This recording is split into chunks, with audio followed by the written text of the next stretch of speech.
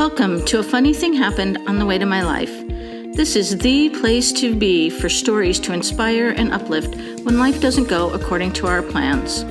I'm Laura Muirhead, your host and the reigning queen of A Funny Thing Happened on the Way to My Life. I can't wait to share the plot twist stories of my guests that will inspire and uplift you when life didn't follow the plan, right here on A Funny Thing Happened on the Way to My Life podcast.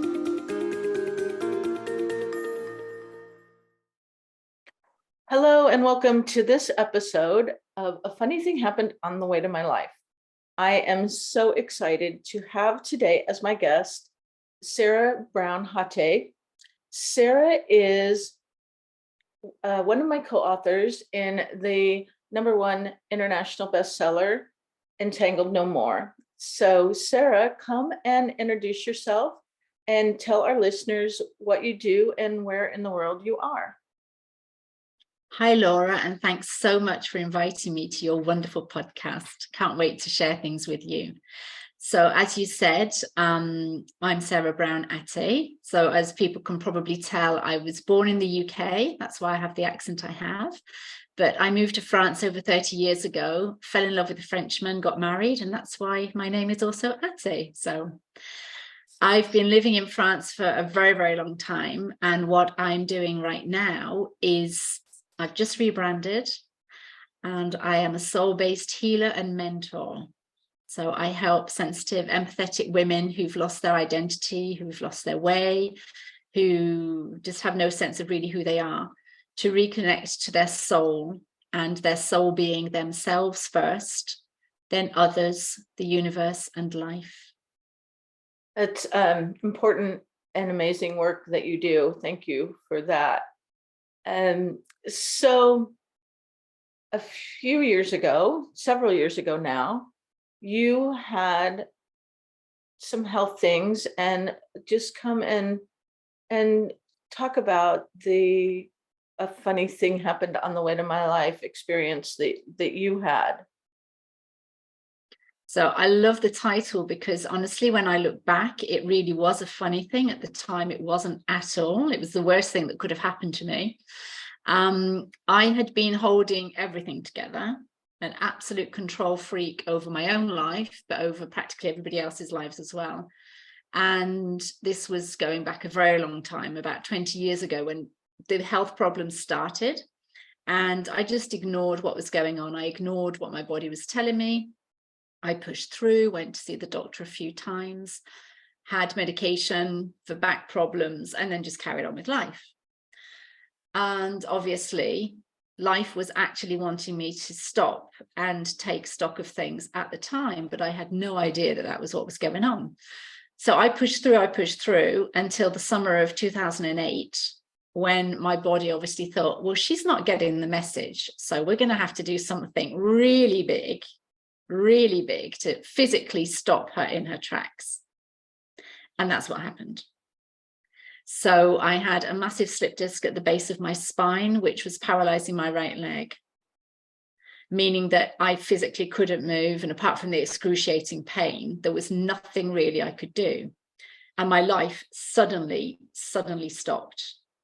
So I had to surrender practically everything. And it was the summer of 2008. My 3 kids were still at school at the time. It was 2 weeks before they all went back to school. So I was in no physical space to be able to help them get anything ready.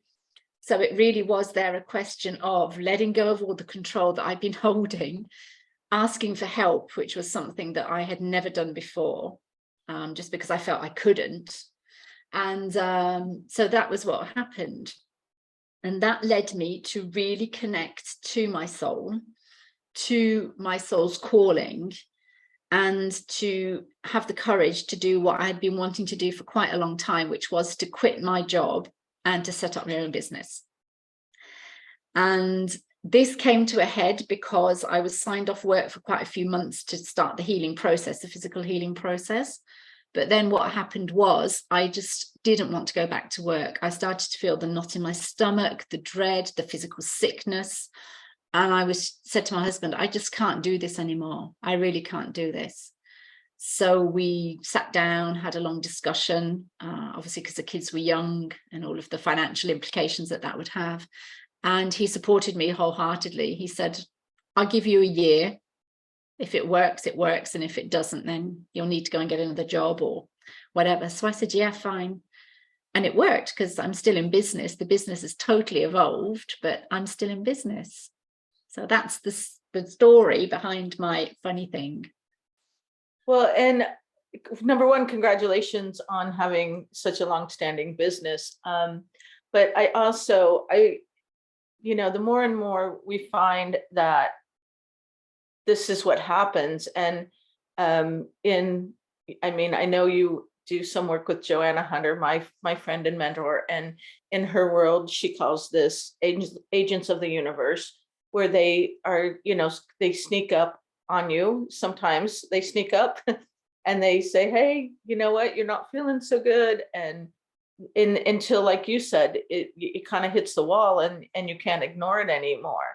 And I feel like this is what happens when you really do have a different calling and something else that you're really wanting to do. And maybe, you tell me, maybe you had it in you, this idea of what you wanted to do, but there's all the logical things that get in the way, as far as, little things like money and supporting the family and paying your bills and buying food. Yeah, for sure. I mean, the business that I started is not the business I have today, because I had no idea that this was my soul calling at the time. All I knew was my soul was calling me to stop doing what I was doing, the way I was doing it, and to be my own boss. So that was the first thing that I really followed for my business. I'd had other signs before for my personal life, and I started to follow them. But that was when the two started to come together. It wasn't, there's me in my life and there's me in my business or in my career, that, it was a whole. So that was when it really first started to come together, back in 2008. And I didn't want to take that much of a risk. So I actually negotiated with my employer at the time. I was working as a full-time technical translator, which was my fun thing at the time, no longer is, because we all evolve.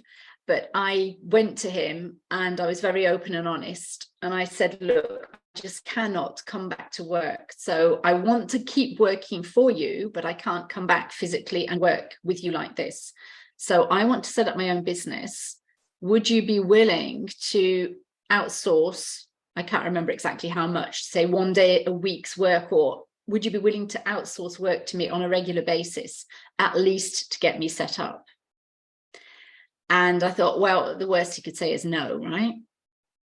And he actually said, okay, let me think about it, came back, agreed to giving me, I think it was 2 days, the equivalent of 2 days work every week, which was fantastic to begin with. And it actually turned out that for my first year, most of my work was through them. So he went way above the 2 days a week, just because they had a lot of work that needed to be outsourced, and they outsourced it to me. So in effect, I was not lucky, because I don't believe in luck. I do believe in the universe and everything else. But I was really guided and surrounded at that time to make the transition so much easier, because like you say, just little things like money, when you've got a growing family, that's slightly important. So that really, really helped me to make the transition, for sure. Yeah, and that's the thing that I think happens so many times, when we are willing to at least take that first step, then the universe meets us and says, okay, here's your first step, Sarah, here you go. Here's a little bit of a bridge to go forward. And then, like you said, as we evolve and you find something else that you're like, okay, well, this is good for now. And then, at some point you moved on to the next step. Mm. Yeah, and the next steps have always come with things that have happened in my own life, crossroads that I've come to as a woman. And it was really interesting, because I've just last week celebrated my 14 years in business. And I like to, when it's anniversaries and things like that, I always like to just take time out and reflect and journal and see, you know, where I was, how far I've come. And doing that, I realized that I've had 2 7-year cycles in my business so far. So the first 7 years was the original business with a business name, which was mainly technical translating and teaching. And then I was still doing that after the 7 years, but I'd added in the coaching because I trained to become a coach 7 years ago. And that's when I also trained in energy healing and different modalities that I have. And I was like, wow, this is really interesting, especially because my life path is a 7. So it's brilliant because last week, as I said, it was like my 14th business anniversary. And today is the launch of my new website for the 3rd 7-year cycle, and maybe more, but definitely for the 3rd 7-year cycle. So I just absolutely love the way that when we pay attention to the signs, synchronicities, the universe doing its work, and as you say, as long as we're willing to make that first step. I've experienced this so many times now that I know it's true, and I just love it, absolutely love it. So that is, I mean, congratulations. That's incredible. And I love that you see the pattern of the 7 years. I think a lot of people see 7-year cycles in their lives. I see more of a 8 or 9-year cycle for myself. Just in my life in general, not necessarily business, but I love that you've got something new at your 14th. And I mean, that's incredible. I love it. I love that you've got the next step kind of playing out already for you, and that you've been able to integrate all these things in your business, in your life. I want to go back on one thing because I think it's interesting. I find this interesting a lot of times with my guests that I have something in common with them, whether I knew it from the beginning or whether it comes up as we go along. But a few years ago, a couple years after you had your back thing, I had a back thing as well. And I wasn't as, I was able to still move, but incredible pain. And it went down my right leg. And so I thought there was a problem with my leg, not my back. And I ended up avoiding, they did want me to have back surgery, and I ended up avoiding back surgery by going on a holistic route. And so I just want to backtrack a little bit and ask you, as far as your physical healing, what sort of I mean, you don't have to tell us all the details, but would you share a little bit of what you did to heal that? And I know you mentioned, connecting with your soul and things like that, but what helped you to heal? I love that, Laura, because we definitely have that in common. They were insisting for me to have back surgery because my right leg was paralyzed. And I couldn't feel it, and obviously couldn't walk or anything else. And I had a lot of scans and x-rays and everything. And all the diagnosis was saying, there's nothing else we can do. You have to have this physically removed. And at the time, my whole body went into a reaction to that. It was just a massive no. I couldn't explain it. In this lifetime, there's no logical explanation to that at all. Just to backtrack, if I can, a tiny little bit, I've got 3 children, and for each, they offered me the epidural, and I refused. So there's obviously something going on with me and my back. You can touch anything else, more or less. Can't touch my back. Anyway, so to my doctor's dismay, I refused to go down the route of surgery. So I said, can you help me another way? Because I'm sure there is another way. And he said, there probably is, but it's going to take so much longer. And I said, well, I'm willing to give it a try because I cannot have that surgery. So with his help, I found a therapist who was also a trained energy healer. So it was the best of both worlds. And that's what got me interested in energy healing and the power of that. And at the same time, he was 25, a very young osteopath came to my house every day to try and get a little bit of movement, to try and get me to respond, to get my leg to respond. And together, so all of us together, it took me probably 2 or 3 years of that on an ongoing basis. So to begin with, as I said, the osteopath would come every day just for 5-10 minutes. And then we would sort of, space things out. So at the end, I was maybe having 2 sessions a week, but as I said, over a span of years. So it definitely wasn't a quick fix. But I am so pleased and in a way so proud of myself for trusting what my body was saying, this outright reaction to no way, you are not having that surgery. So it was really a matter of putting my faith and trust in other people and also doing the work, because I had work to do. When I went to see the osteopath, he'd give me exercises to do in between the sessions, to strengthen my back, to strengthen my muscles, things like that.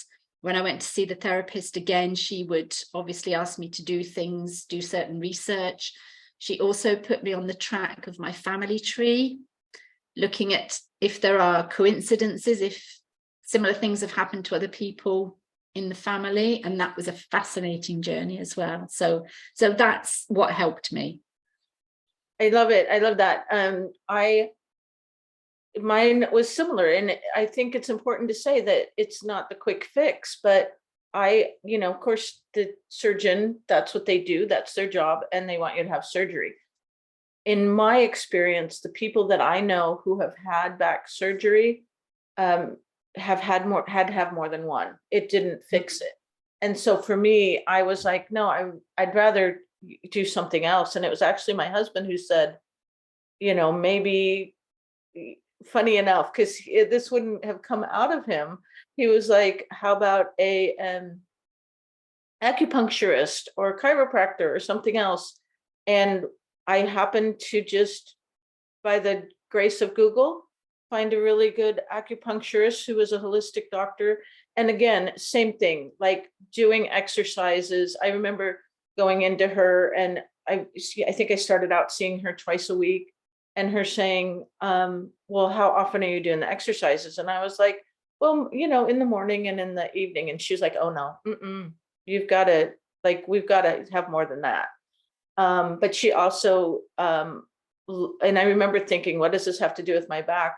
Asked me, about nutrition and sleep and all these other things. And it was same with you. You have to be willing to do the work. And I would say for me, it was a good 1.5 to 2 years, but it was worth it. And the education, I think there was a level of being willing and open-minded enough to educate myself on some of it.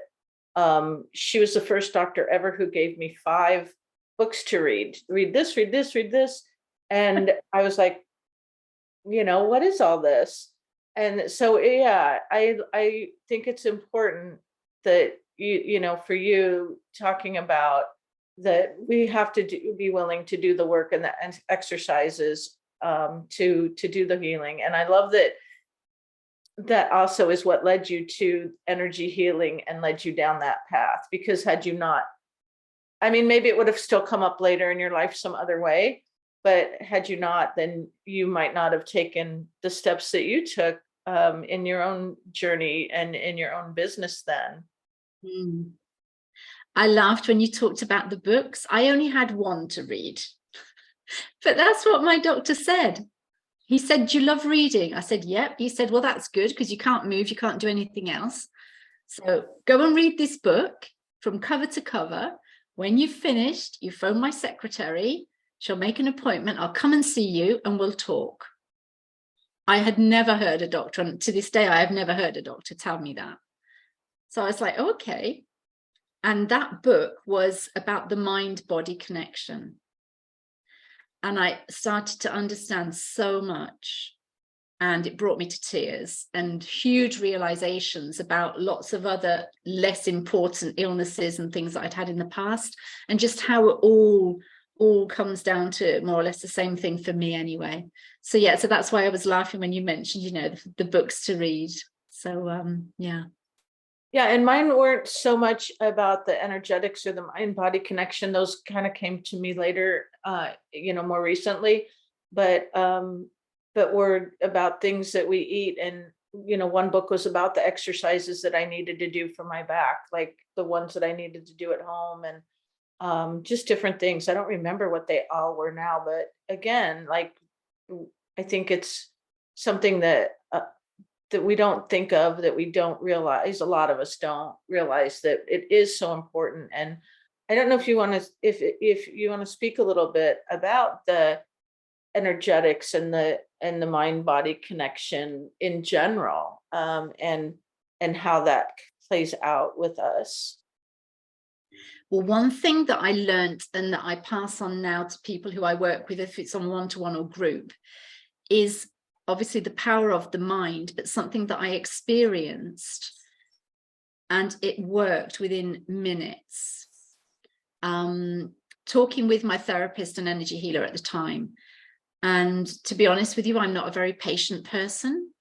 And they didn't tell me it was going to take that long, because I might not have gone down that route. So that's good. But at one point I remember sharing with her, I was just like, I feel like I'm not getting anywhere, really. We're doing the work, but I'm still in pain, and there's all of this going on. And she said, well, you seem to be very good at visualization. So how about visualizing this disc, this slip disc at the bottom of your spine, and sending love to it? So either saying the word love or visualizing the pink or the green, whatever color you prefer for love, the different colors of the chakras. Just send that and see what happens. And that's what I did. And I did this obviously not just once, but I kept doing this, and I instantly felt the pain go away. And so I started to incorporate that into all of the other exercises that I was doing. And then one day it miraculously went. That is incredible. That's incredible. And an important thing I think to mention, that I think we spend so much time just thinking about what you're saying. We spend so much time focusing on the pain of whatever area it is, my knee, oh, my hip, oh, my back. And it hurts, it hurts, it hurts.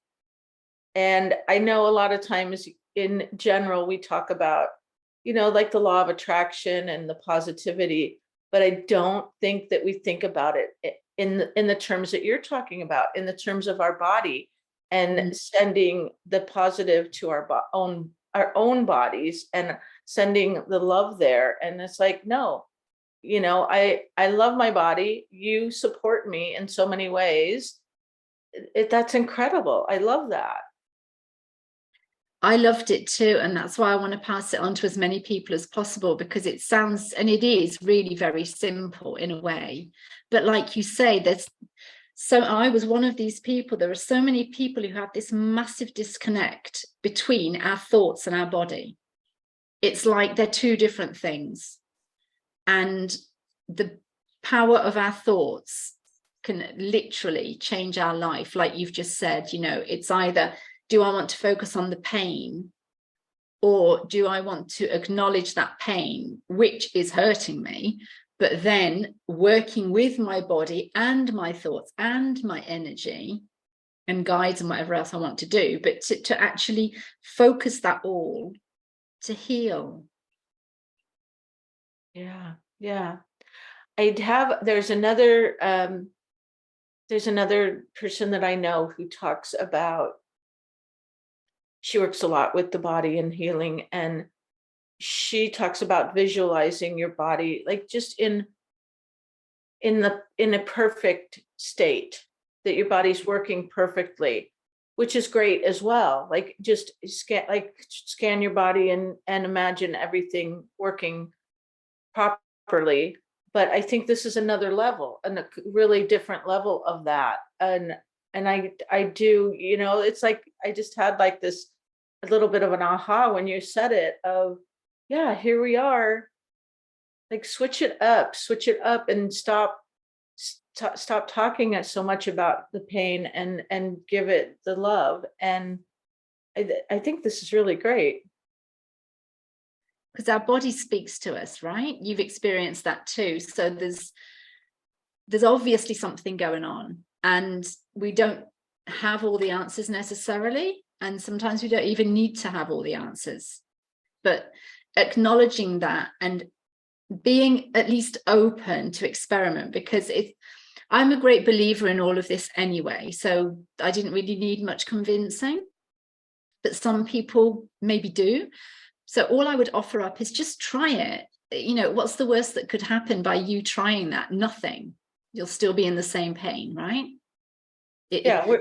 Worst case is you'll be where you are, where you already are. Exactly, right? It's not going to make it worse. So just experiment it and just see what happens with you, to you, for you, through you. It's honestly, it's absolutely fascinating. Because I also find that we can often overcomplicate things in our lives. And if we were to trust ourselves more, it would be easier on us as well. I'm not saying that we don't need outside help, because we do, but the outside help isn't enough, because it's somebody else's experience, basically, isn't it? It's somebody else's thoughts, words, experience, wisdom, which is great, but it's not ours. So to listen to people who inspire us, that's one thing, but to then actually sort of filter through or whatever and take things on board for ourselves and really experiment with that and see what works for us and see what other things we can bring in. That's when it works, because it's very easy to take the medicine. I used to do that all the time, because I was like, I can't not work. I cannot take the time off work. So please give me the pills so that I can get through this and carry on.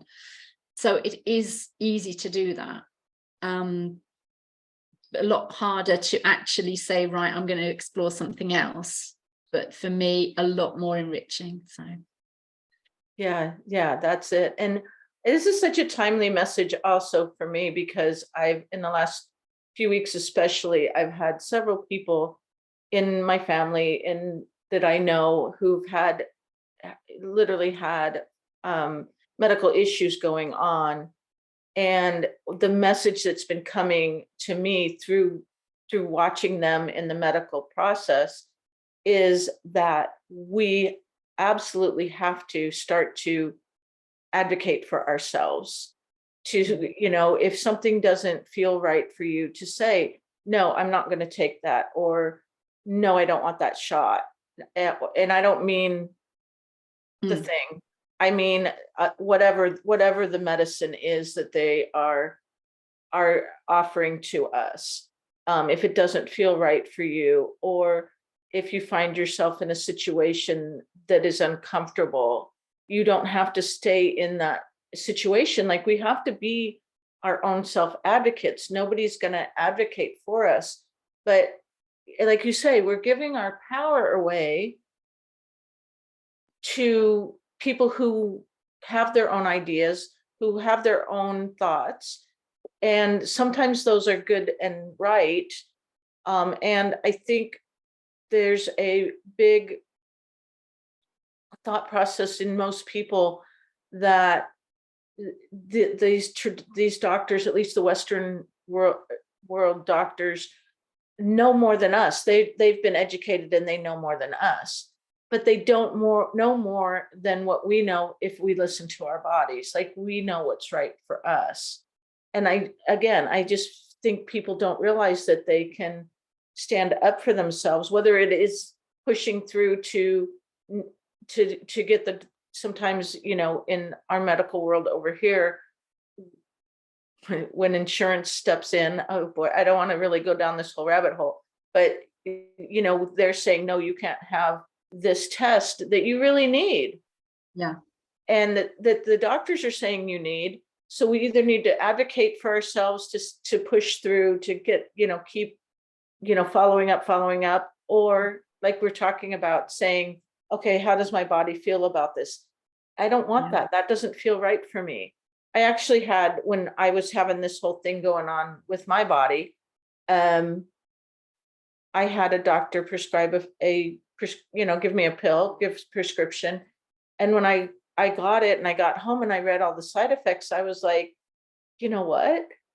My pain isn't bad enough. My situation isn't bad enough for me to risk these side effects. That would be worse.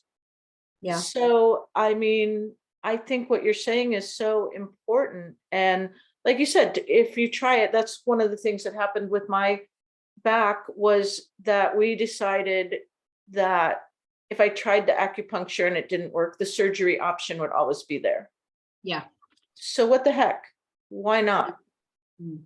And I had already done physical therapy. They'd already sent me to physical therapy, which actually made it worse because they were focusing on my leg. Yes. And as soon as I went, before actually they sent me for an MRI, but before I went for the MRI, I had gone to see this acupuncturist. And she actually said, have them, make sure that they include whatever in this MRI because this is where your problem is. And it was. I had multiple things going on in my back as well. And so it's incredible. And like I said, we tried it. We tried all the, what we would consider traditional things here and did have the idea. So I love that the idea of experimenting with sending love to whatever is in your body. And like you said, worst case is you'll still be where you are, or get better than that. You might start to feel better and be surprised and surprise yourself at the power that you have over your own body. Yeah. Yeah. I mean, you saying that we need to advocate for that. The first time I did was over 20 years ago now, when I was expecting our third child, because I had some blood tests run and the levels, I can't remember what they were, but the levels were very, very high for a woman of my age and my condition and everything else. Basically, the diagnosis was there's probably going to be a big major health problem with your future child. So we need to explore this further. And I asked what the tests would be and what the things would be. And again, my body was like, no, you're not doing that.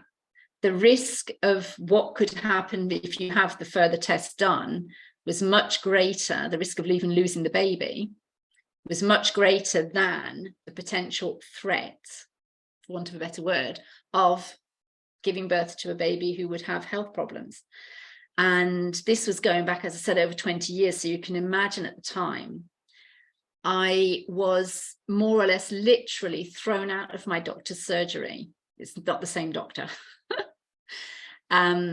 He called me completely crazy, out of my mind. What was I thinking? I should put my future baby's health before my own, etc., etc. I went against the grain and said to a few people what was going on, and they said, well, we think you should have this done. These people were friends and family, and I said, I'm not. So I had practically zero support. And that was when I first started my spiritual journey, because I felt so alone, but so convinced that I was making the right choice for my body and my future child. And I just sat crying in the garden on a summer's day one afternoon, and I was just there, and I said, if there's anyone or anything out there, please help me. And I was crying and crying and crying, and I just felt, and I'm feeling it now, just this beautiful tingling protection, love, support. And I heard a voice say, just trust and it will be okay, something like that. I can't remember the exact words. And I just burst into tears, and I just felt so at peace with my decision. And I'm really pleased I followed through on that, because our son is perfectly healthy. So that's amazing and so good. I mean, really, I've had people that I've known that had similar situations where they've said, oh, your baby's going to have whatever issues, and scared the heck out of them. I mean, really, really challenging as a parent to wonder, what do we do? What do we do if do we go forward? Do we what if our child does have all these health issues? Are we going to be able to support that, on so many levels? And they, you know, p- uh, not in the same way that you did, but pushed through and had absolutely, you know, healthy babies. And Yeah. so that, but I think that that's amazing that you experience that peace and calmness. And, especially it's really hard. I'm sure it's so hard when everybody is against you, all the people in your life are saying, why would you go against the doctors? And you just be able to be strong enough to stand up and say, this is what's right for me. That's really challenging. It was so scary, honestly, Laura, because I did wonder whether I was crazy. And then once I'd made my decision, I didn't want to go back on that. So then I spent the last 4 months of the pregnancy every day just really scared about, well, what is going to happen the day I do give birth, you know? And so then that generated trauma for the child, and we've been able to work through that since. But so all of that is connected, and that's when I really began to be interested in all of this, how our thoughts as well, because we were talking about this earlier, but how our thoughts as a future mom really influence the child, because even if we don't say it out loud, the child will still have those. And I know this from experience because of something my son said to me when he was nearly 3. And it was something I'd thought during the pregnancy and I'd never said. So, Yeah, that's amazing. That is, and that I agree with that. I mean, to me, the things that we, as moms, when we're carrying our babies, the things, not only the the physical things, the nutritional things that we do, but our thoughts and our energy and all of it is so important. And, you know, to me, it must have been incredibly hard for you every day, like you said, for 4 months to be, oh my gosh, what's going to happen? What's going to happen? What's going to happen? But then I also think about, um, women who have been raped and are carrying a child, and the thoughts that they might have that would potentially carry over to a child, and how you heal those things with, not only with the mother, but with the child. And, or these, like even in your situation, and people, like I said, like my family members who had experienced that, where they, potentially had the same thing. What is going to happen? What's my child going to be like mm, when they are born? And are we going to be able to support that?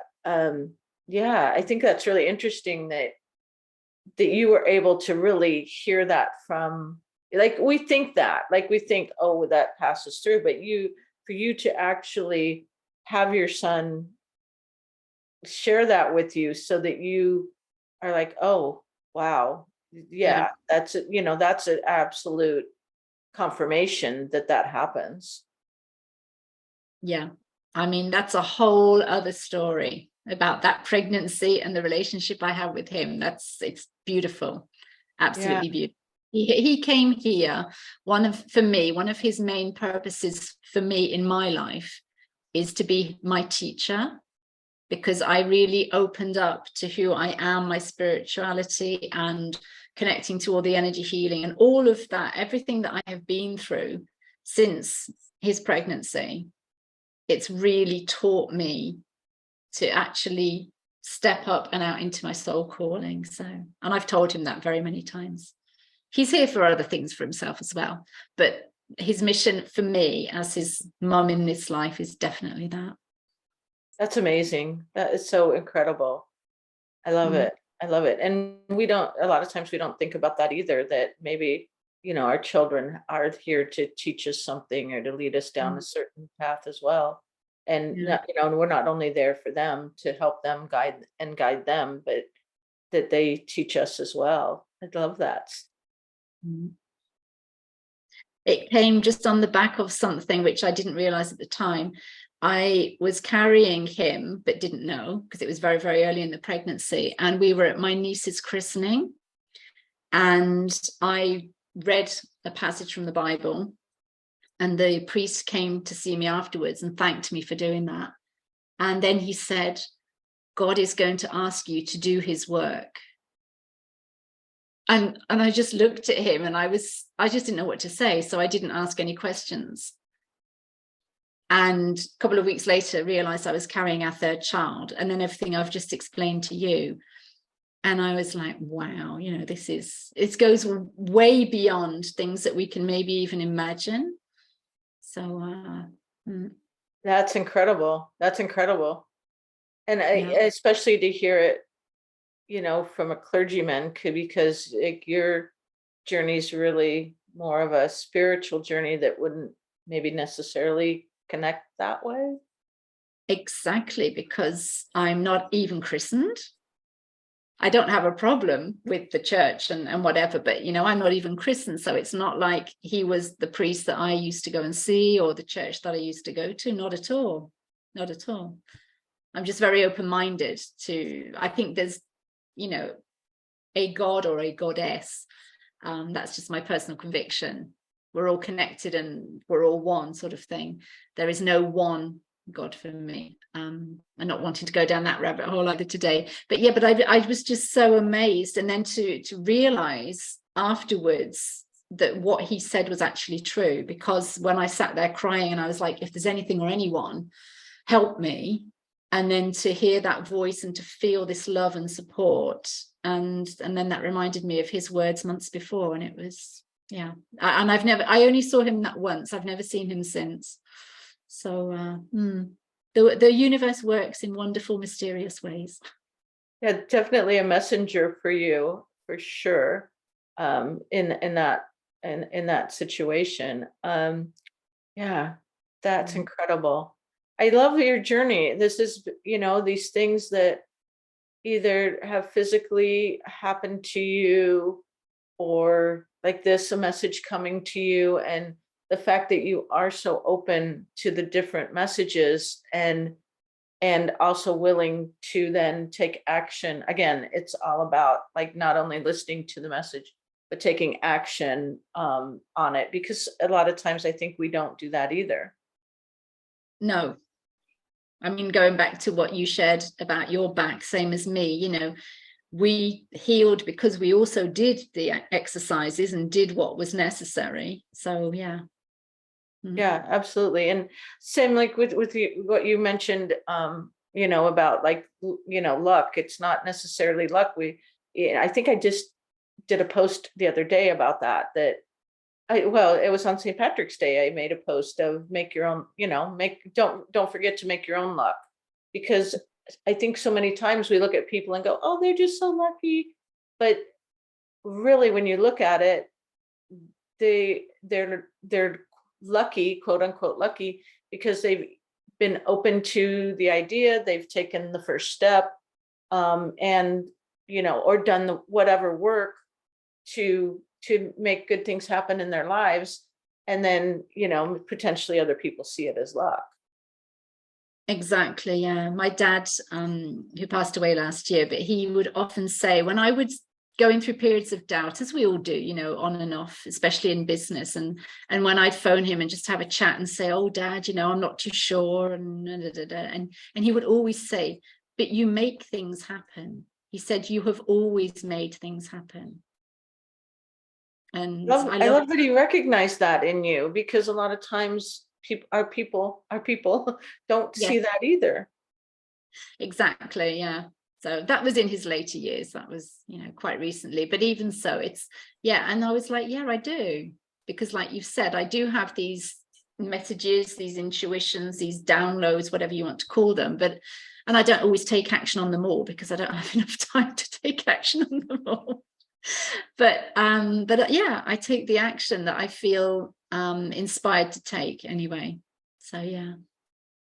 Well, and I think sometimes it's about timing as well, because just to touch on Entangled No More for a minute, you know, when I saw that opportunity, you know, in the beginning when it was presented, and I didn't take that opportunity at first. And it wasn't until, because I was like, no, I don't have the time. I don't have, what would I know? I have stories that I'd like to share, but it's not, it really wasn't obviously the right time for me. But then literally when it was like last call for authors for the book, I was like, oh, I'm gonna do this. And like, why, when I could have had months of time to put that out there, I did it in the crunch time. And so I think a lot of times even though maybe something is presented to us, and you know what, that happened, sorry, it happened again with when I opened my studio. I have an art studio in Michigan. A lot of people know that. When we were looking for the building, we looked at the building that we eventually bought. When we first looked at it, it didn't work out. Mm. And so we went down and looked at, 2, 3 other buildings, and not surprisingly, those didn't work out. And so then we ended up coming back around to that first building that is now my studio. And it's the right thing. It was the right thing. But for whatever reason, like I said, it didn't work out that first time in that timing. So I think, a lot of it, and maybe you agree with this, I don't know. For a lot of us, we might have those nudges at first that we don't take advantage of because, and sometimes I think it's a matter of more information coming in that we haven't collected yet. I think there's a lot of reasons for that to happen that way. But sometimes we have to have and then when the time is right, we're like, okay, yeah, let's go forward. Let's move on with this one. Mm. It's interesting because I signed up to Entangled No More straight away. What happened to me was I did what you did for Evolving on Purpose, which was the book released just before. And it was really weird because I thought that I was one of many who signed up at the last minute, not realizing that people had been signing up for 3 months. And I was like, well, why had I not seen this before? And maybe I had, and do you know what I mean? And maybe it just hadn't registered. But the day I saw it, same as you, it's like, last call. So I was on it. So once I'd done that and then saw Entangled No More, I was like, yeah, and maybe one of the first to sign up. And then I just couldn't write the chapter for months because I realized that I still needed to do some healing around my chapter. And I honestly, I would go sometimes, I'd block times out in my diary and sit in front of the computer and get the incense burning and all of my rituals and whatever, and nothing. And it took a long time to come through, but then when it did, it was like done in a day. So that was very interesting. So it's similar to what you were saying about the timing. I need to be in this book. This is definitely for me. I have a story to share for that. And then having signed up, then it was like, oh, okay, so now I've got to do it. It's not coming in. And then trusting as well that it would come in before the due date. So yeah, that's interesting. And I know you have a few books, don't you? Yeah, quite a few. We'll talk about that in just a minute. Before we wrap up, we'll talk about where to find all your stuff. But I wanted to back to Entangled No More for 1 second, is that what I realized, because I was like, oh shoot, I've got to do this pretty quickly. And what I realized was that my chapter was written, it was just written, some of it over here, some of it over here, some of it over here. And I just had to put it together. So that was really why I was able to do that in thank goodness, in such a quick way. But when you talk about the healing of it, oh boy, like that, it was really, there was a lot of healing that went in around that. And once I actually put it together and it was going into the book, there was a level of me being, and you can ask my husband, because it was like an emotional situation, up and down, and to the point where I was almost like, I've got to pull this out. I can't put it in there. Mm. And so it is quite, a healing process to put our stories out into the world, and to share with people. Well, especially in Entangled No More, because the main core is all about toxic relationships. So that in itself isn't an easy subject, is it? Yeah. And then obviously we're all sharing our story around that, however traumatic that can be. And I was really very, very deeply moved when I read all of your chapters. It was not shocking, I wouldn't say that at all, but it was just like, oh my goodness, all these women who have gone through so much, and not only are they still standing, but they are actually standing up loud and proud, and advocating for other women as well. And that filled my heart with so much, so much. And yeah, it was just, I felt really blessed to be part of that book, because it definitely wasn't an easy book to write for sure. And that's the idea, is that to hopefully reach and support, other people, other women, other people in the world with that, Mm. with our stories. I mean, and I think hopefully that's one of the things that really propelled us forward, and Mm, and was meaningful enough for us to share our stories out there. for sure, yeah. Yeah. Is there, before we wrap up, is there anything else that you would like to share with the listeners? Any other messages or ideas that you'd like to touch on today? Yeah, just basically to really trust your inner knowing, your inner wisdom, your intuition, whatever you want to call it, because it never fails you. And it really is your best friend. So if you're new to this sort of concept, it's obviously, it will take you time to get in touch with all of that. But once you do, life becomes so much more, I don't know, blessed, full of gratitude, loving, kind. I don't know, just it's totally changed my world. And I would really invite anybody listening to explore that for sure. That is such an important and really beautiful message. Absolutely. And I I totally concur with you. Of course, I believe it as well, that we can, and it's not always an easy thing to do, to listen to ourselves, our bodies, our inner knowing. But when we do it, and acknowledge ourselves and the the way we're feeling, it is really life changing. I agree with you on that. Mm. So share with us a bit. Okay, first of all, because I'm excited about your website, share with our listeners, and I'll put it in the show notes as well, what your fresh website is, so they can find you there. Yeah, so it's SBH mentoring, all one word, .com.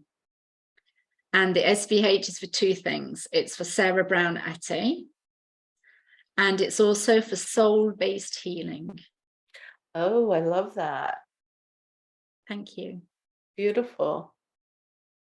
And also, what other socials, or what is it, where else can they find you and find your books, and follow you? Where can people, find you in the technological world? So you can find me on LinkedIn under Sarah Brown, so Brown without an E. I have a YouTube channel which is currently called So Free Coaching, because that was the old business name. So I haven't yet transitioned, but there's a YouTube channel there. And I also have my Facebook page as well, which is Sarah H Coaching. Beautiful. And again, I will put all of that in the show notes for people to find you. I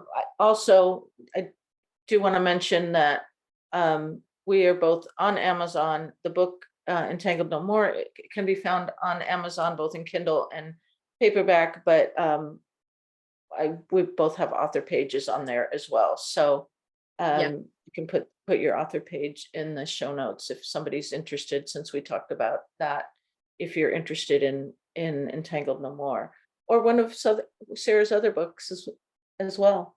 Exactly. I do have a pen name, which isn't Sarah Brown Haté. It's Sarah Brigid Brown. So that's my Amazon name. Yeah. Okay, great. And I will give you the link. So yeah. Yeah, thanks for clarifying that. So I have so enjoyed our chat today. Thank you for being a guest on A Funny Thing Happened on the Way to My Life. And I want to give a huge thank you to our listeners, as always. Thanks for coming along on the journeys with us.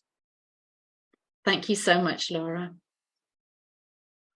Thank you for listening to A Funny Thing Happened on the Way to My Life podcast. For more information, visit my website at www.lauramuirhead.com.